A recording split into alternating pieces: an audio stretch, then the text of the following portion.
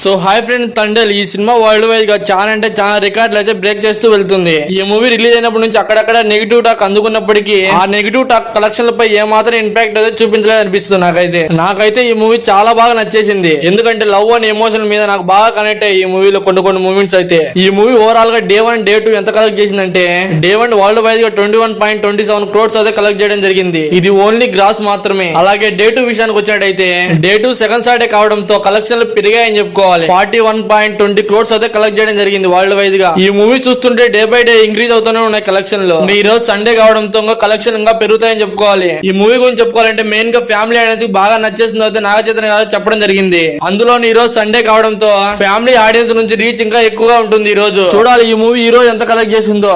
ఈ movie overall గా world wide gross విషయానికి వచ్చినట్టయితే 62.4 crores అయితే కలెక్ట్ చేయడం జరిగింది. అంతేగాని నాగ చైతన్య కెరియర్ లోని బిగ్గెస్ట్ కలెక్షన్ అంట. మనందరికీ తెలుసు ఎమోషనల్ మీద ఆడియన్స్ చాలా బాగా కనెక్ట్ అవుతారని. ఈ మూవీలో ఎమోషన్ తో పాటు బ్యాక్గ్రౌండ్ మ్యూజిక్ కూడా చాలా బాగా ఇచ్చేసారని చెప్పుకోవాలి. దేవేశ్వర ప్రసాద్ గారు తనకి లవ్ సినిమాలు ఇచ్చారంటే ఆ సినిమాకి బ్యాక్గ్రౌండ్ మ్యూజిక్ చాలా బాగా ఇచ్చేస్తారని అయితే ఈ మూవీతో మనందరూ నిరూపించారు. ముందు ఉప్పెన మూవీతో ఆయన అయితే బాగా నిరూపించారు. కానీ మళ్ళీ ఈ సినిమాతో బ్యాక్గ్రౌండ్ మ్యూజిక్ ఎలా ఇవ్వాలో అలా ఇచ్చేసాడు అనిపించింది. మెయిన్ గా ఈ మూవీ గురించి చెప్పుకోవాలంటే ఈ మూవీ సాయి పల్లవి గారికి అలాగే నాగచైతన్య గారికి చాలా అంటే చాలా స్పెషల్ సినిమా అని చెప్పుకోవాలి. ఒక రియల్ గా జరిగిన స్టోరీని వాళ్ళు సినిమా రూపంలో తీసి ఇంత పెద్ద సక్సెస్ అయితే అందుకున్నారు. మెయిన్ గా ఈ సినిమాలో పాకిస్తాన్ వెళ్లిన తర్వాత నాగ చైతన్య గారు జైల్లో ఉండి ఎలాంటి కష్టాలు అనుభవించారు, ఆ తర్వాత అక్కడ జరిగే పరిణామాలు ఎలాంటి, లాస్ట్ క్లైమాక్స్ చాలా బాగా డిజైన్ చేశారనిపించింది. చాలా మంది రివ్యూస్ లో కొంచెం నెగిటివ్ టాక్ చెప్పినప్పటికీ క్లైమాక్స్ అలాగే బ్యాక్గ్రౌండ్ మ్యూజిక్ అదిరిపోయిందని ఈ సినిమాకి అయితే చెప్పారు. అప్పుడే అర్థమైంది ఈ సినిమా ఏ రేంజ్ లో హిట్ అవుతుందని. నేను కూడా ఈ సినిమాకి సంబంధించి మా ఛానల్ రివ్యూ చేయడం జరిగింది. ఎవరన్నా చూడాలంటే కింద